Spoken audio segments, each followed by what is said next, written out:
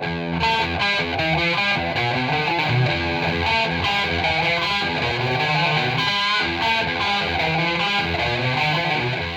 the interview with Rock Bottom YouTube channel radio station Heidi Solheim, of Pristine, front woman, front singer, you have played Welcome to Rock Bottom.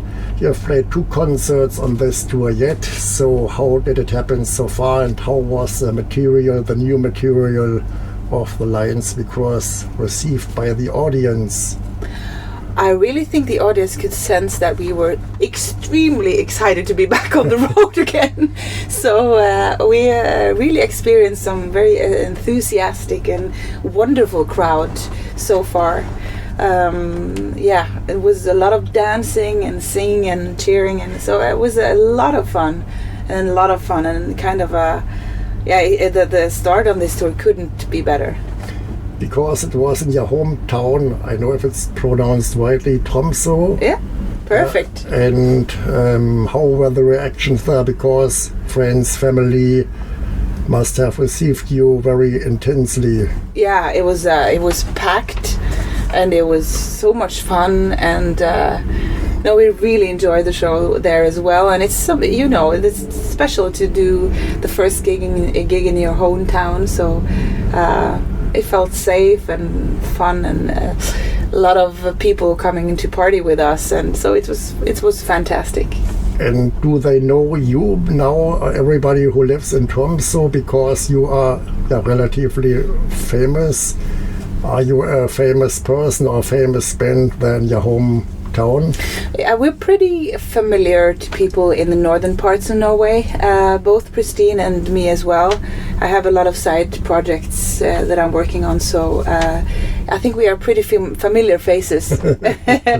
So that's a good thing, I guess. Mm-hmm. Mm. The Lions We Cross is a very versatile album. There are compact songs on it, shorter ones, one long song, emotional songs, and straightforward rocking songs. So where is the source for this versatility? How do you come to such variety of music? I think it's different reasons why it's so diverse. One thing is that we love making music with contrasts, and I love showing different sides. Oh, is it a... No problem at all. Okay, yeah. Sorry. I love making music that is filled with contrasts and have different kind of feelings to them, and so this is kind of a result of us working in that familiar way.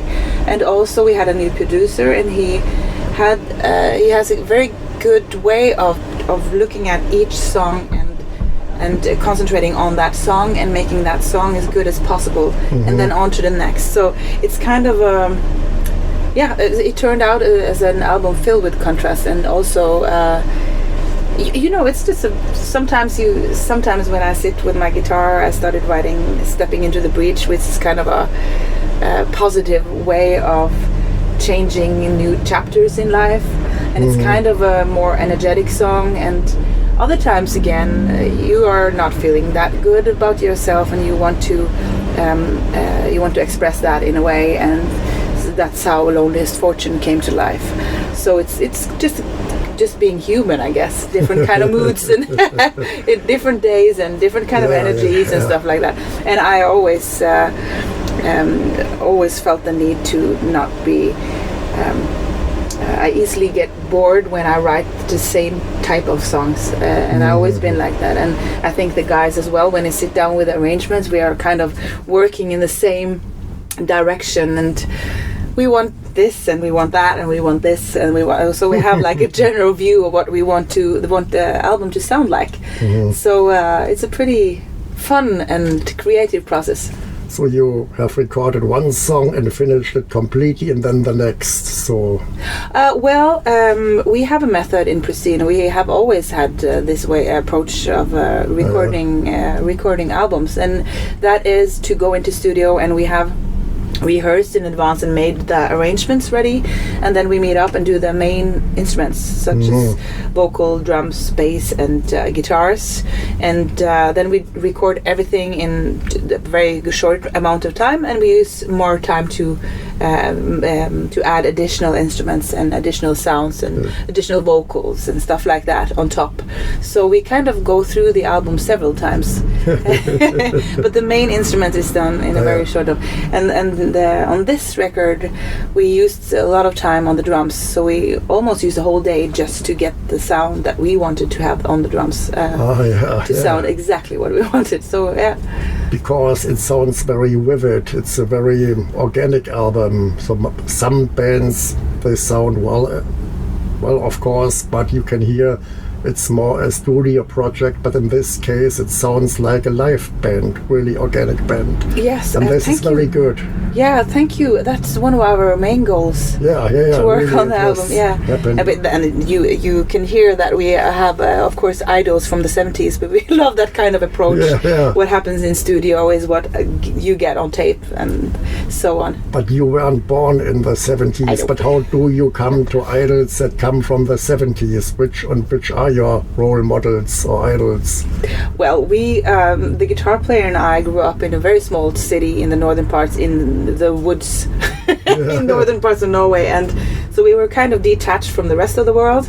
And I'm born in the 80s, so it's kind of a every music teacher that we had, and my father had a record collection, and that was pretty much the way the inspiration that I had in music. And it was a lot of Rolling Stones, a lot of Beatles, and a lot of Aretha Franklin when I turned like 12, I think. So it's we didn't have I listened some to the some of the times I listened to the radio, but most of the times I listened to what the teachers taught us, and they taught us how to play the guitar pretty early, and just being in a band, and so it was kind of a different way of approaching music, and I think that is why I have more in common with the views of the 70s approach to music and recordings than I do with later on my own age.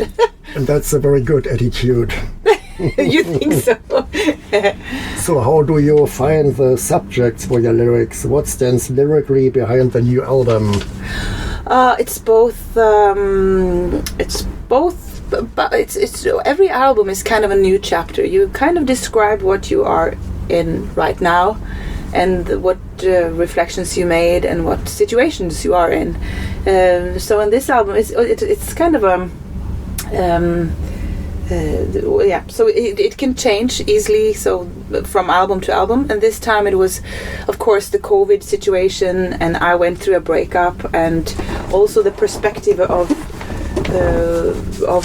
how much social media has affected people's way of talking to each other behind a laptop, or the distances that is being created. So that made me think a lot about humanity, and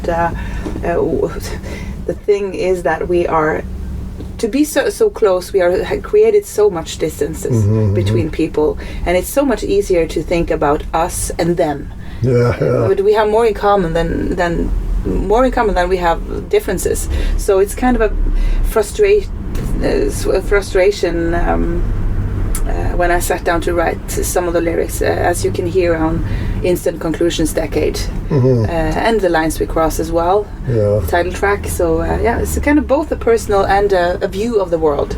That's also a good blend, I guess. And especially the epic song, The Loneliest Fortune, is the most interesting song because it has got some mood and time changes. Could you explain the backgrounds of this great song musically and lyrically? Yeah. It's funny you should mention it. That's one of my favorite songs as well. I really like it, and I wanted to create a song that was again filled with contrasts, and so when we started working with the song in studio and on rehearsals, it was very clear that we needed to make it very minimalistic, to make the ultimate contrast, we needed to make it vulnerable and minimalistic, and on the other side, filled with attitude and like strength. So we had these two worlds and planets, and then we just we tried to sew the whole thing together to be one song. And I think it was important for us to make it one song and not two, because it's kind of the whole theme around the song is how you could feel so devastated in 1 second and so strong in the next. And I think that is part of being human, I guess. You can feel so crushed and feeling like you're going to drown in sorrow, and then the next minute you say, just fuck off world, and you have like this contrast within you. So we wanted to create one song and not two. And that's why it kind of it turned out to be very long and filled with contrast. And how is your working process? Are you composing most of the songs, or how does it relate with your bandmates? Do they have their influences as well? Can they contribute their musical ideas to the songs as well, or is it just your idea? The process of songwriting has always been the same with Pristine. I book my parents' cabin in the woods, and I sit there and write all the music, and it's pretty funny because it's the album always turns out to be a lot of sound and noise, and it always starts out with me in this cabin with my guitar. So it's really, but I need that solitude to be able to create, and then when the song is ready. And most of the riffs are in place, then I take it or send it to Espen and send it to the guys with my recording, and then we start working on the arrangement stuff and kind of what direction we want to take the song and what kind of feeling and what kind of groove and the expression of the whole song. So it's equally as important. It's just the finishing touches that really makes the song, but like the lyrics and the chords and most of the riffs is being made in the total solitude in my own world. Okay, that's good. And is it easier today to record an album than in the beginnings because you get routined? And how would you see the evolvement from album to album? Is it better now than maybe 10 years ago? How would you see it? Definitely. And I think most of it is about psychology. I think we have a calmness to us now. I think we are much more lower pulse. We don't have, if we use more time on technicalities and we just, it takes the time it takes. We have a much more lower pulse. And everything is going to work out either way, so this is let's just enjoy this ride. Where the first album was pretty like, oh my god, we're going to we had a lot of nerves and everyone was kind of tense, and we so it's just a different type of feeling, I guess, and it feels very comfortable now, and it's just everyone is just so much looking forward to getting together and creating music, and so it's only positive now, and no nerves and nothing. It's just excitement. Well, that's good. And you have I've read that you have had a formal education in singing and in music. So how helpful is it for composing, songwriting, and of course for singing? Is it helpful for your musical career? I would say that my education within vocal techniques is very good, because now I don't have to think so much about having a lot of concerts in a row. When I first started singing, after 2 or 3 days I was very hoarse. I used the wrong technique, so now it's kind of my survival that I have this education as a fundament and as a platform, but I guess you learn how you go. Learn as you go. I think it's I think it's both very, very helpful, especially with the techniques, and also you just. But the more you learn, the more difficult it is to create something completely new, because you get an overview over genres and you get like an overview of many of the techniques. So you just go, when I started writing the songs in 2010, it was like, oh, this sounds like this and this and this and this, and you have preferences suddenly. Yeah.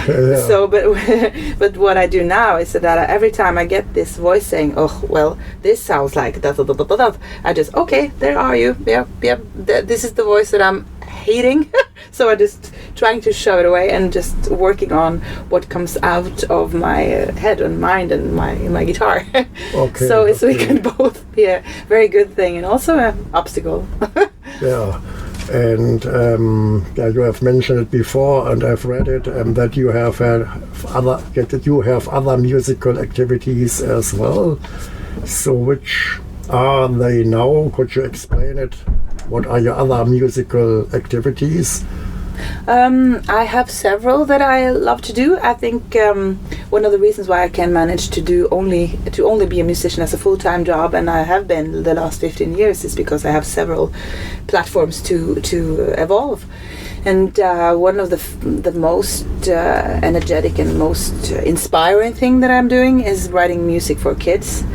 I absolutely love it. And the funny thing is that I released 3 albums for children music, and the musicians are exactly the same as in Pristine. Of course, yeah. So it's kind of Pristine, but in Norwegian.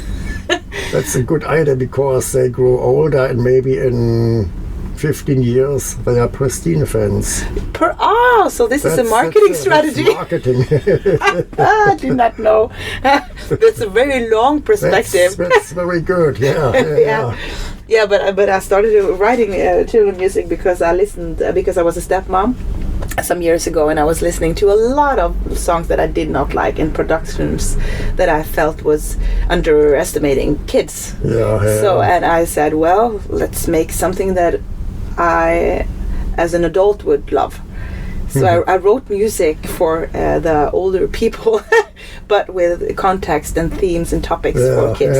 So it was kind of that was the approach that we wanted to take. Okay. And also I write some pop songs, and I started writing pop songs in Norwegian. So it's kind of a big genre field. Because on YouTube there's one video, or maybe 2, I'm not quite sure, where you are singing a pop song. I guess it was for television or some kind like that. Yeah, So I have several side projects, which makes my profession very fun. I never know what the next year is going to be like at all.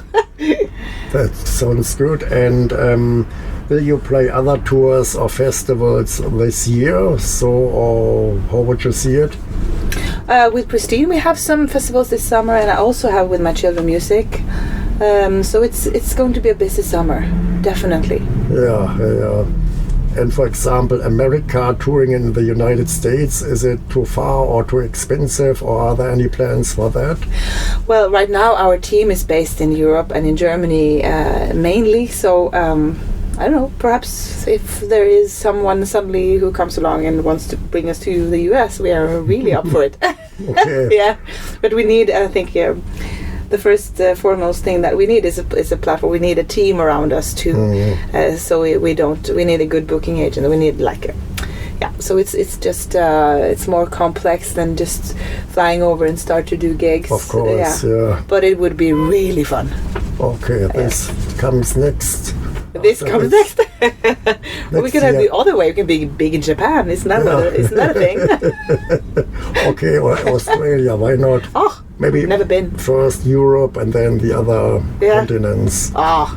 Slowly we just spread the Pristine word. So, do you have further information for your fans? Unspoken words. Unspoken words. No, I am thinking of recording a live album, and we are planning a tour next year, but I'm going to be in very big news for me. Another line that I'm going to cross is I'm going to be a mom in October. So everything that we are planning for 2024 is I think it's in February and March. So I have some time to be home, and then we're going to start touring again, is the plan. So you are getting a mom, or? Yeah, no, I'm pregnant. Okay. Yeah. I can't see it right now, I guess. No. Of course. Now 4 months, so it's kind of a. But the guys are thrilled, and they are like, this kid is going to have so many uncles. Yeah.